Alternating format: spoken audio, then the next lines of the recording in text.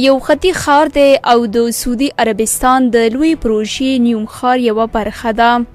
په دې وروستیو کې یوه ویډیو چې په ټولنیزو رسنیو کې خپره شوې پکې ډېرې کیندنې د عرب ملت په شمال لویدیځ دښته کې پراخ خطي خندق کیندي. د اټکل له مخکې له دې چې د ښار جوړولو کار پیل شي لومړی باید 100 میله خندق وکیندل شي.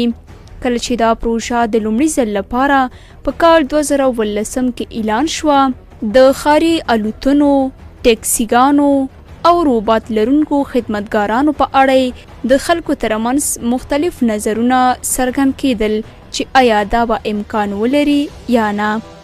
ځینې نور بیا په دې باور ول چې دا هسې یو خوب او خیال دی کوم چې هیڅ امکان نه لري، خو نن د دې پروژې کارونه په چټکۍ سره روان دي. د ډرون کمرو څخه په ترلاسه شوي انځورونو کې ښکاري چې بې شمېره لوی او واړه ماشینونه د سعودي په دې خړه دښته کې د دې ښار لومړنیو کارونو لپاره چمتووالی نیسي. د پروژې د کیندلو لپاره کار په چټکۍ سره روان دی. د لومړنیو معلوماتو له مخې دا کرښه به 170 کیلومتره اوږدوالی، 1500 متره لوړوالی او 200 متره پلنوالی ولري. کوم انځورونه چې څو میاشتې وړاندې نشر شول د ښار دننه ښکلي پارکونه، ابشارونه، د لوبو میدانونه، سوداګریز مارکیټونه او د اوسېدو ځینو کورونه پکې ښکارېدل. تقریبا 200 متره یعنی د فوټبال د 2 میدانونو په اندازه پراخوالی لري، خو د ډرون کیمرو په انځورونو کې لیدل کېږي چې له دې هم کوچنۍ ده. له همدې امله دا ممکنه ده چې دا کیندنه د ځمکې لاندې د تیز رفتار ترانسپورت سیستم لپاره لومړني کارونو کې پلان شي. دا د اوس وخت په معماري کې تر ټولو ډراماتیک پروژه بلل کېږي. دا د 9 میلیون خلکو د استوګنې لپاره ډیزاین شوی.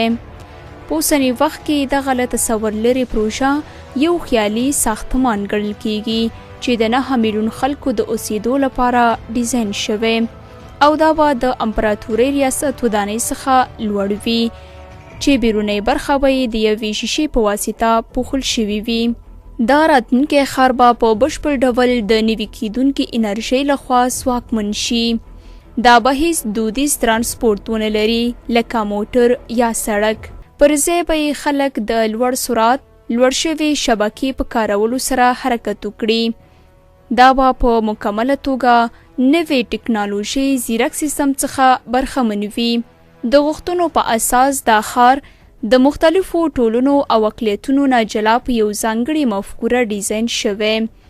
دوی وړاندوینه کوي چې د ښار له یو سر بل سر ته به تګ راتګ یوازې 20 دقیقې وخت ونیسي، کوم چې کارپوهان له امکانه لرې ګڼي. دا په ډاګه نه ده چې تر اوسه په نړۍ کې د لیږد رالېږد دا ډول ځیرکه کرښه شتون لري یا نه، ځکه په 20 دقیقو کې 100 میله مزل 313 کیلومتره سرعت ته اړتیا لري، کوم چې د اوسني ریل پټلۍ له سرعت څخه خورا ډیر کم دی. د راپورونو له مخې په اروپا کې د یوروستار اورګاډي په ساعت کې شاوخوا 190 میل سفر کولی شي. د چین تیز رفتار ریلګاډی هم په ساعت کې د 240 میلونو په سرعت مزل کوي. اوس په تیوریکي توګه د هایپرلوپ ټکنالوژي چې د ایلون ماسک لخوا رامنځته کیږي کولی شي دا سفر په راتلونکي کې اداره کړي. د نورو جالبو کیسو او په زړه پورو معلوماتو اوریدو لپاره زموږ چینل در سره سبسکرایب کړئ. تر بیا ښې چارې.